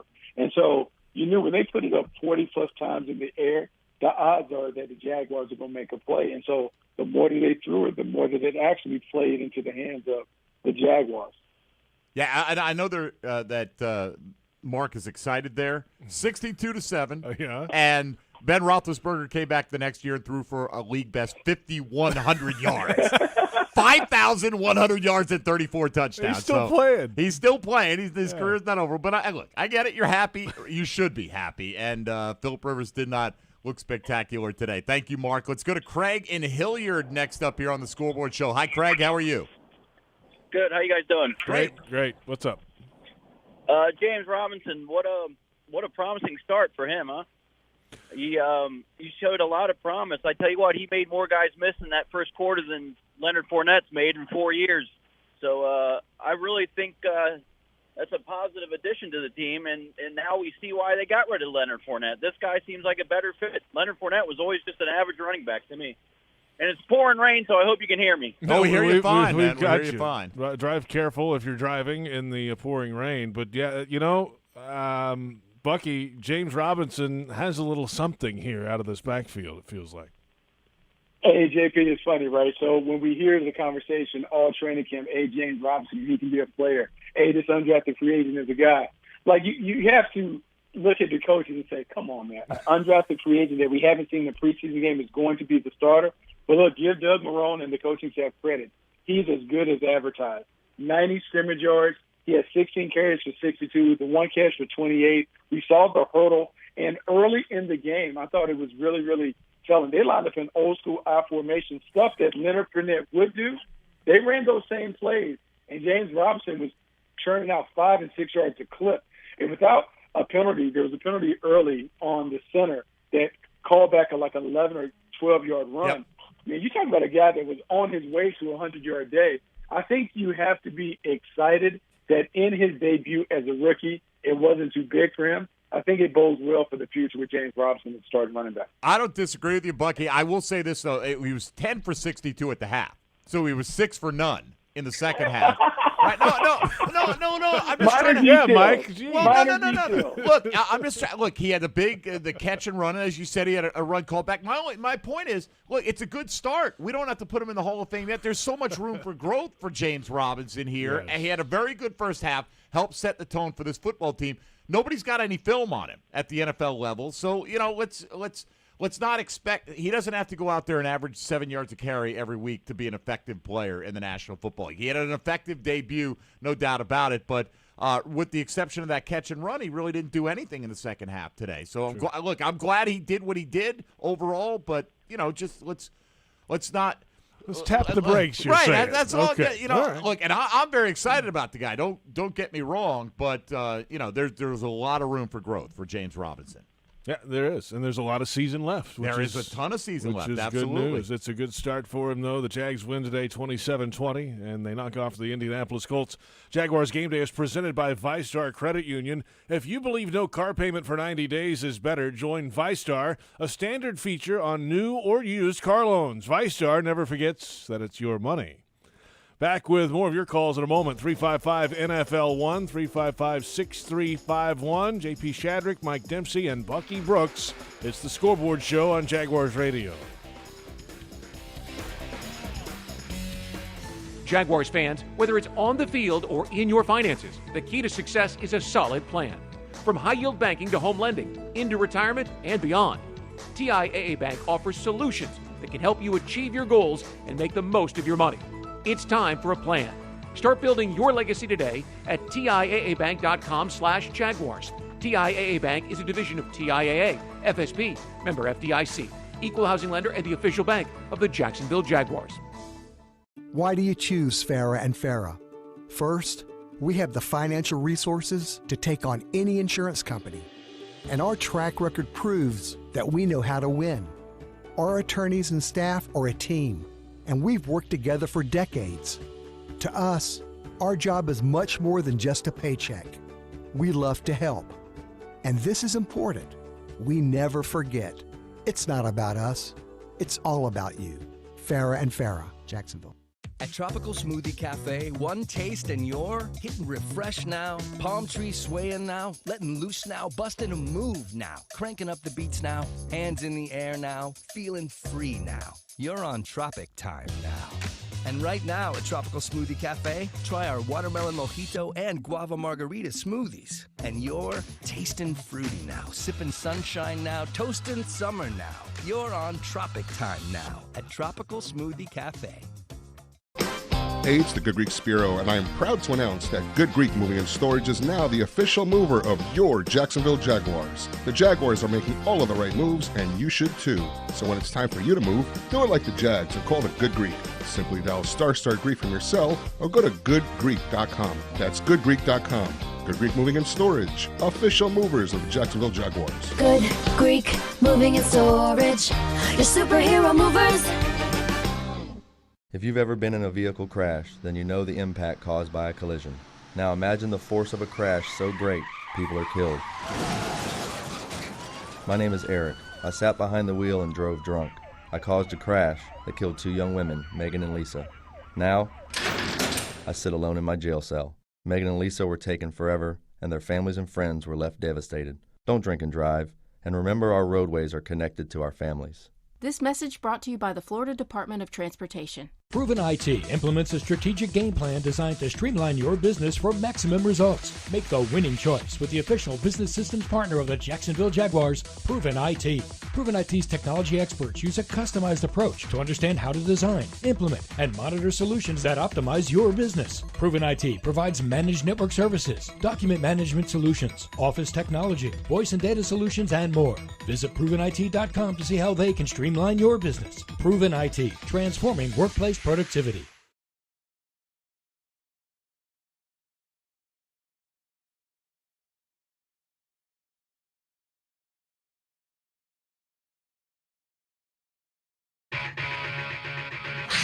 The Jaguars Scoreboard Show continues right now. Welcome back. JP Shadrick, Mike Dempsey in Jacksonville, Bucky Brooks out in Los Angeles over the phone line on the Scoreboard Show. Tickets for the Daly's Place 2021 season are on sale now. Great seats available for incredible shows like Kane Brown, Maren Morris, Alicia Keys, the Doobie Brothers, Rod Stewart, Blackberry Smoke, Matchbox 20, and much more. Yes, they're included as well. Go to dailysplace.com for more information and to buy tickets. Bucky, you got to get over here to Daly's Place when it opens back up, the concert venue on the south end of the stadium. It's where the old practice field used to be back when you played here. Oh, yeah, we got to get there. You got to get there. I mean, I see fans in the stands. It's only a matter of time before things open all the way back up to the field. Excellent point, because I know I think there are some wrestling shows that have some fans at Daly's Place right now, but the concert season the rest of this fall is postponed, but starting next spring, hopefully, things will open back up again. Let's open back up the phone line. Oh, let's. Our good friend Sakib. Now, Bucky doesn't know Sakib, but he will. He's about to find out. He's about to meet him right here. Sakib on the south side often gets emotional with the Jaguar outcome. Let's see what emotion he's got today. Hello, Sakib.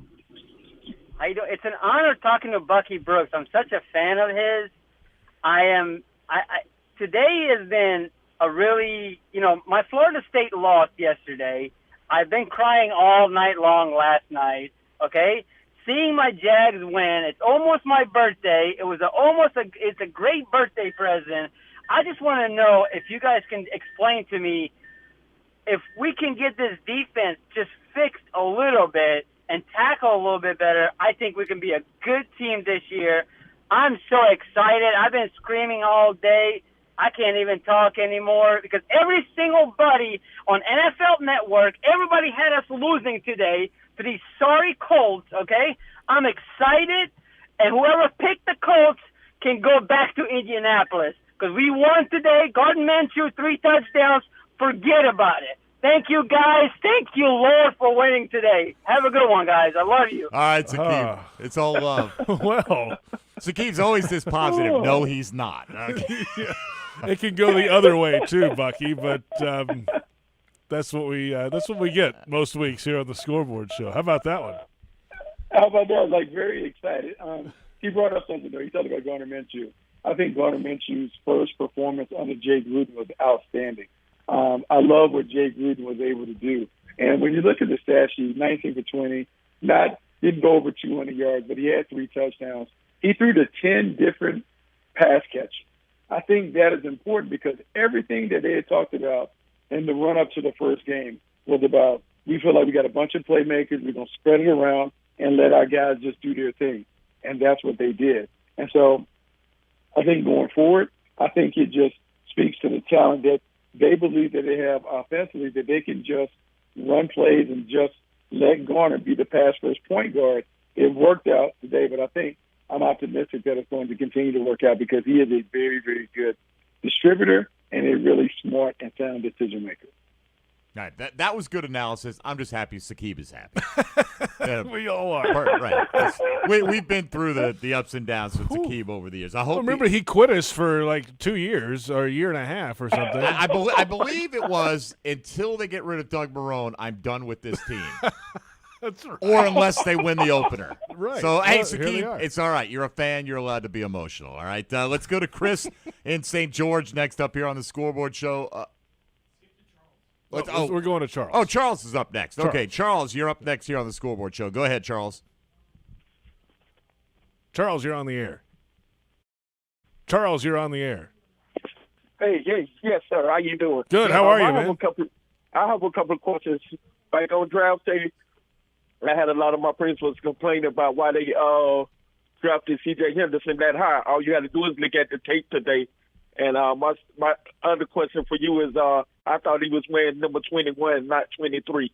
When did he decide to wear 23, if you know the answer? And thank you. Yeah, the number change just came a few days ago. When the final cut down changed, they switched some numbers around, and he went with 23. For why, I'm not exactly sure if he picked that or if it was given to him. But Bucky, his impact today was right out of the gate in this game, and it went all the way to the final play on defense where he batted the pass away. Yeah, very impressive debut. When you take someone as high as you take a corner like C.J. Henderson, you expect him to be the total package. And just based on what we saw today, he certainly appears to have that. He can cover. We saw him lock down T.Y. Hilton and bump and run, put his hands on him, play very physical with him throughout the route, and made plays when he had a chance to get his hands on the ball. We saw him tackling the open field, which is what you want to see from your corners. And then we saw him come down with an interception. And so when you think about the big things that you must have to be successful in the secondary, man, he checks off the box and he checks it off in a major way. Hey, Bucky, you were here when the Jags got on a roll in '96. What does it mean to a young team to have just that first win to get that under your belt when nobody's expecting a lot out of you? Man, it can have a snowball effect. You talked about it. '96, we were a team that was 3-6, got a win, got hot, kind of started building upon some of these, I say, like, cheap wins. But the wins matter. And so Joe Schobert, after the game, he talked about winning the first game is so important because he had never done that before. So he said he felt like all the work that they had done throughout the offseason had paid off and it resulted in a win. And so now you're even more confident, more emboldened to really buy into what Coach Marrone and the staff is saying. I think this is a huge momentum builder for the Jaguars if they do the right thing coming out of it. That's the question. Can you follow it up, right, JP? That's it. Got to stack them up now. You stack them up. We're stacking them up all of a sudden. A two-win stack would be a wonderful thing. That's a hell of a stack. Two-division win stack I'll right take out of the it. gates, man. We'll take that stack all day. I like that stack. It's a good stack. Love it. Love it. Let's come back. All day. One final segment, Bucky. Phone calls, 355-NFL-1 is the number, 355-6351. We are celebrating a Jaguars win, 27-20 over the Indianapolis Colts. This is the Scoreboard Show on Jaguars Radio.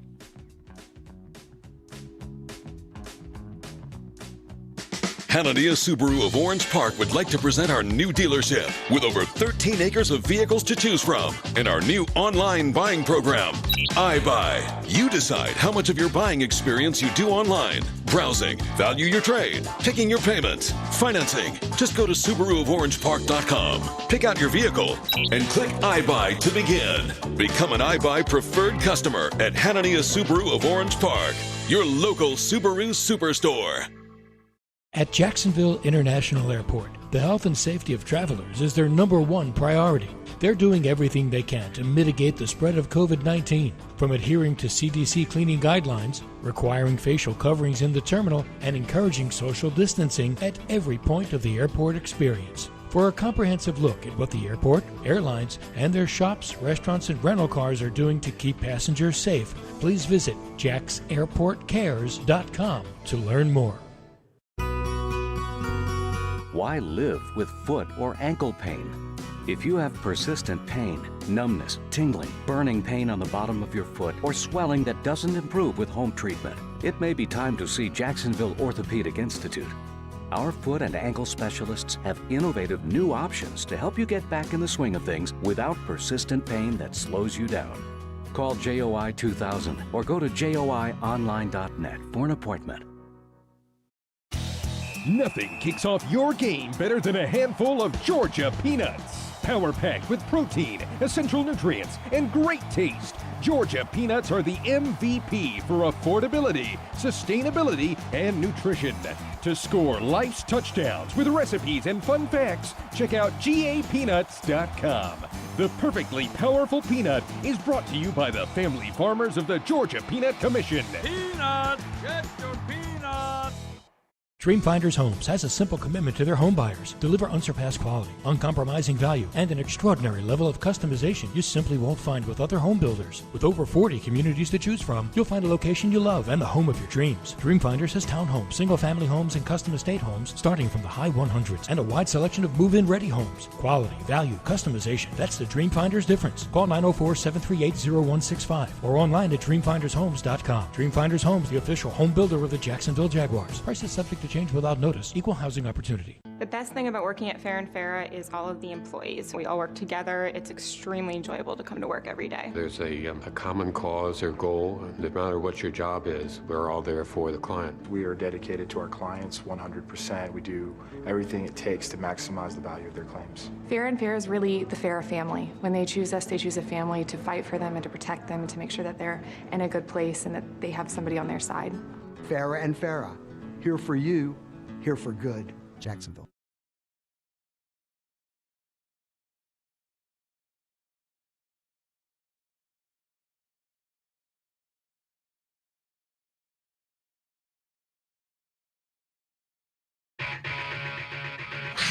The Jaguars Scoreboard Show continues right now. Coming on home in the Scoreboard Show. Jags win 27-20. Scoreboard. J.P. Shadrick, Mike Dempsey, Bucky Brooks joining us from Los Angeles, former Jaguar, current NFL Network analyst, and our co-host on Jaguars Happy Hour on Wednesday afternoons. Some other scores around the league in the later games today. The Bengals lead the Chargers 7-6. A couple field goals for L.A. so far in the first half. They're right at halftime there. Saints over the Bucks 17-7, just nearing halftime in the Superdome. And the 49ers lead the Cardinals 10-7. Some notable performances today. Seahawks over the Falcons 38-25. The Ravens put it on the Browns today 38-6. The Raiders got a win over the Panthers, 34-30. And the Bills had a nice day from Josh Allen, 27-17 over the Jets. Those are some notable scores from earlier. Let's get back to the phone lines. All right, let's. We got time, and we'll get them in here with Bucky Brooks, J.P. Shadrick, and Mike Dempsey, Brian in San Marco. Brian, you're next on the Scoreboard Show. Go ahead, please. Yeah, thanks for having me on. Sure. I just wanted to, I've been a Jaguar fan since day one that they got the team, and this has got to be the most pleasing victory or home opening victory I've seen in a while over a Pro Bowl quarterback. No one was picking us to win this game. They were going to run it down their throats the whole game, which they did a little bit in the first half, but we all started off on equal footing, all the teams, and I think Jay Gruden, I really believe he called a good game, and I just I want to give a shout out to the organization and the coaches and the players, because I really think that this was a fantastic home opener, and I just want to get your opinion. Thank you for having me on. Thank you, Brian. Yeah, no doubt. A good way to start, Bucky. And, there was a little shaky early on the defensive side with them running the ball and moving the ball down the field a couple of times. But this young team kind of stabilized itself and fought through at the very end for a win.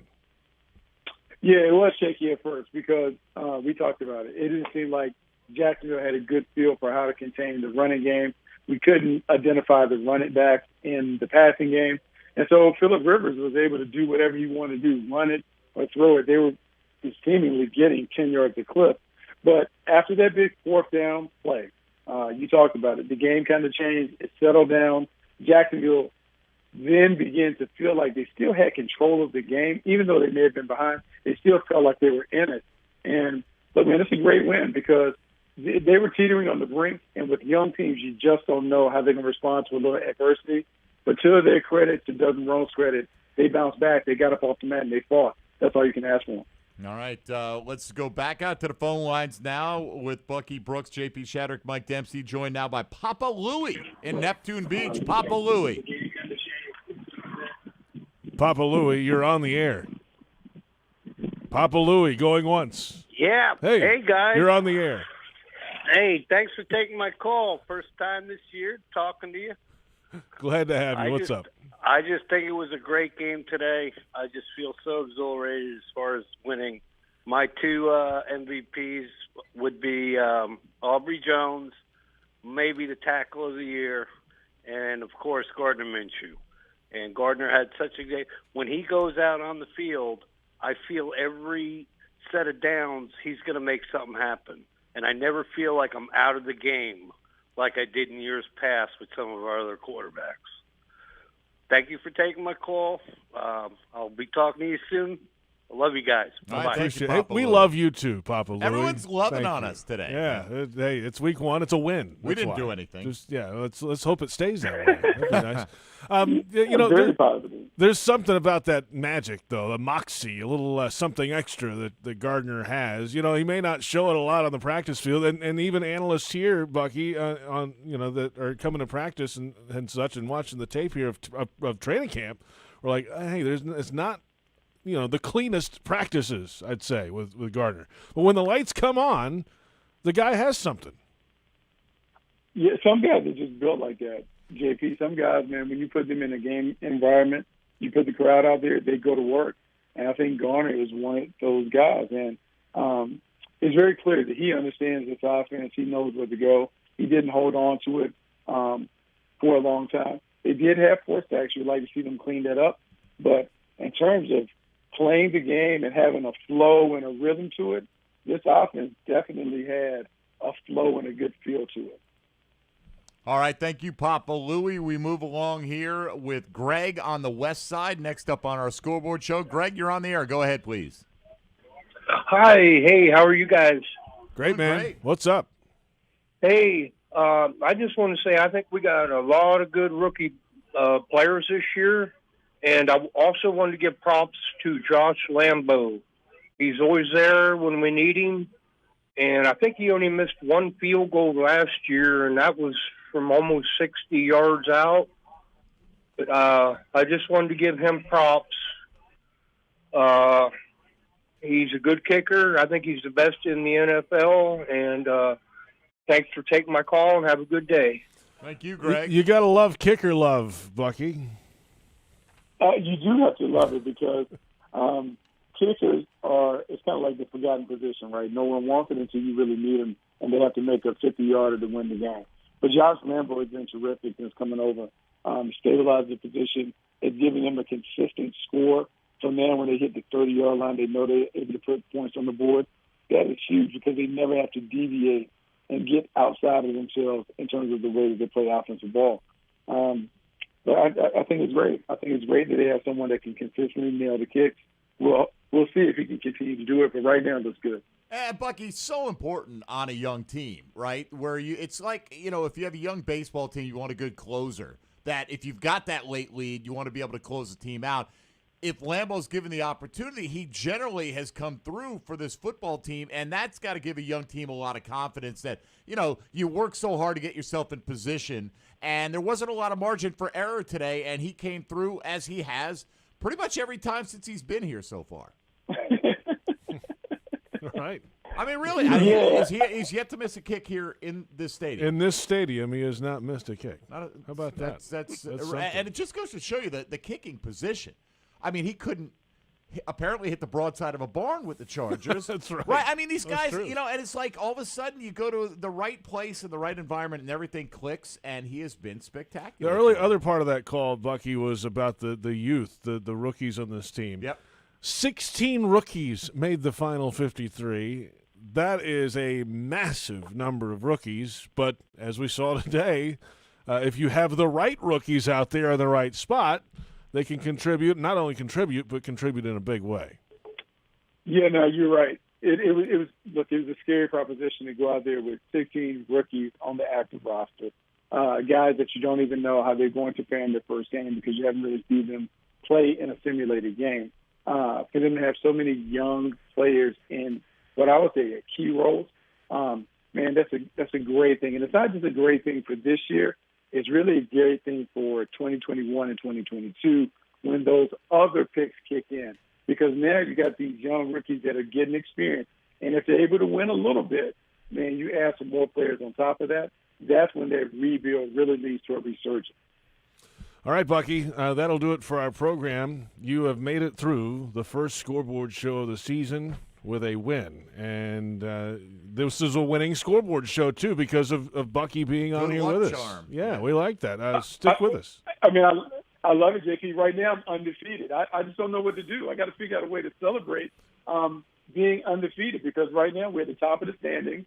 We feel good. We're one of the top teams in the AFC. I feel like I might need to get a little peach cobbler or something like that to celebrate. No. I'm gonna have to go look and see. No. We're gonna go all out. You know what you do? You eat crumbs. Okay, Bucky, it's what you do.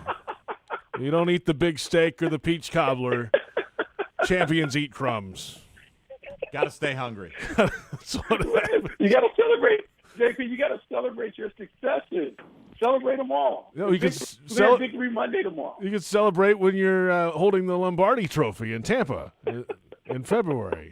Here we go. No days off, JP Shadrack. That's when you can eat the steak at Burns. That's the Alabama, JP. That's the Alabama. That's what it is. It's a process. It's a process. Hey, we got bigger fish to fry. I'm like, no, let's celebrate it all. Yeah. Kentucky Tech is a great football team, too, okay? They really are. Bucky, good stuff, man. We appreciate it, and we'll talk to you on Wednesday on Happy Hour, man. Hey, man. See you. Have a good one, guys. Bucky Brooks joining us, and some fun calls tonight, Mike. It really was. Look, I get, man. Why wouldn't you be happy, right? If you're a Jaguar fan, look, I'm sure they're all over the spectrum right now. But you start the season out, JP, and what a difference a win makes to everyone's attitude. Because, look, you beat Tennessee last year. You split with them, right? Who's to say you can't go beat the Titans next week and be 2-0 in the division, and all of a sudden you'll watch the possibilities open up for you, man. Now, here's the beautiful thing. Celebrate Victory Monday. We can all hunker down and root for the Denver Broncos like crazy tomorrow night. And how good would that be for the Jags to be a game clear of everyone leading off after the first week of the NFL season? That'd be really, really nice. It and really with would. a division W on top of it. Huge. Yeah. And then, we heard it in the voices of the guys we talked to on the postgame show. I'm interested to go back and hear more of the postgame sound after we get off the air tonight. But you're hearing it in DJ Chark's voice and Jawan Taylor's voice. I mean, they are confident in what this team can do. And I don't think they were trying to overstate what this meant today. They felt like they could come do this today, but they don't think it's a one-off either. They can repeat this. Well, look, it's There's like confidence. Dave Caldwell said, don't judge them until you give them a chance to play some games. So, look, for today, for right now, for the next week, they're golden, man, right? They did everything you want to do. No matter if it's 1 point, 7 points, 50 points, you win the football game, you move on. There are areas they need to do better in. They need to run the ball more effectively in the second half. They need to tighten up defensively. They need to do a much better job with backs coming out of the backfield. And, again, not Derrick Henry's forte catching the ball, but we all know how he's had some spectacular performances against this team. But that's not for tonight to worry about. Tonight is all about revelry and celebration if you're a Jaguar or a Jaguar fan. Correct. Enjoy it. But eat those crumbs still at the same time. Sure. It's a long season. It's a marathon, crumbs, not a sprint. You can eat the steak at Burns in Tampa at the Super Bowl. How about that? You can, or you could eat the steak now because because why not? Why not? Let's have another dozen steaks after that. Steak every night. Yes, well, not every night, but we'll take 13 steaks and 3 crumbs. That'll be fine. I think it's time for us to end the scoreboard show. I think it probably is. Tony Smith, Linda Fortunato on our phone lines tonight. Our entire crew. Bucky Brooks joining us. He'll be with us every Sunday on the scoreboard show. For Mike Dempsey and our entire crew, I'm JP Shadrack. Thank you for listening. The fifth quarter. Hacker and Leon Searcy coming up next with more of your phone calls. Final score, Jaguars 27, Colts 20, and this is the scoreboard show on Jaguars Radio.